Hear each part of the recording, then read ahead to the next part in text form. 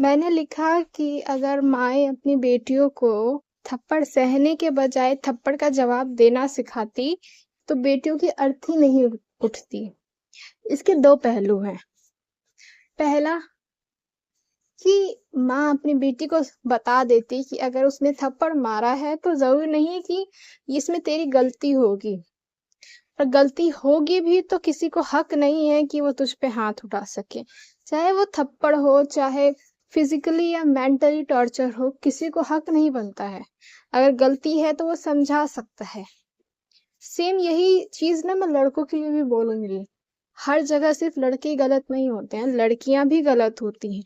कई जगहों पे गलतियां, कई जगहों पे ना प्रताड़ित लड़के भी होते हैं। कितनी बीवियां अपने हस्बैंड का लाइफ खराब कर देती हैं, उस पे झूठे इल्जाम, बहुत सारी बातें होती हैं।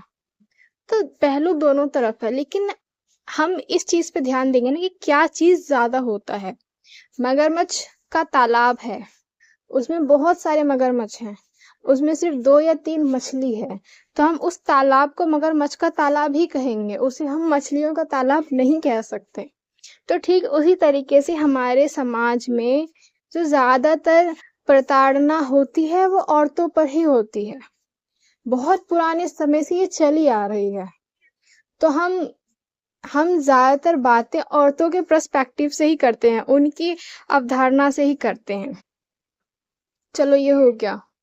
दूसरा मैंने लिखा है कि अगर बेटी से ये भी कहना कि अगर घर ना बसे, ना चले तो वापस लौट आना।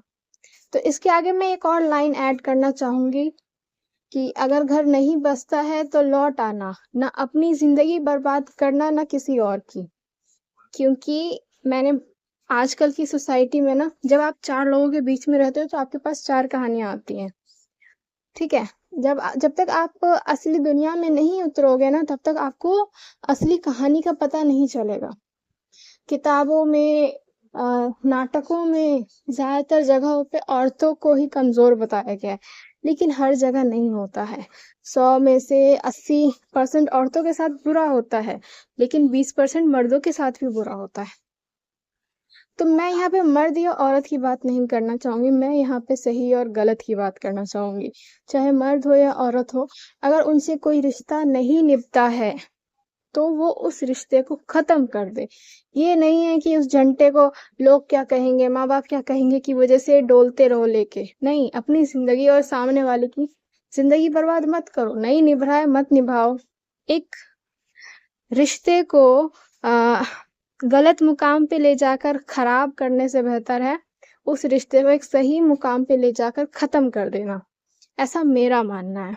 तो हाँ, बस यही है कि अगर लोग क्या कहेंगे ना सोचे तो जिंदगी बहुत अच्छी हो जाएगी।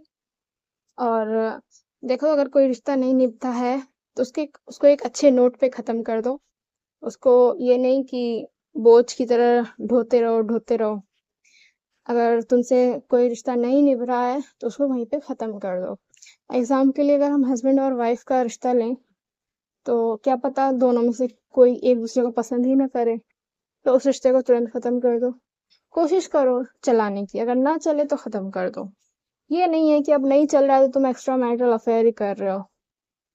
एक्स्ट्रा मैरिटल अफेयर किसी भी सूरत में जायज नहीं है। आप कितनी भी जस्टिफिकेशन दे दो, पर एक्स्ट्रा मैरिटल अफेयर गलत ही है और गलत ही कहा जाएगा उसको। अगर आपका आपके हस्बैंड या आपकी वाइफ से नहीं बनता है तो आप डाइवोर्स लो, उसके बाद आप बाहर देखो, उसके बाद किसी और से रिलेशनशिप में आओ।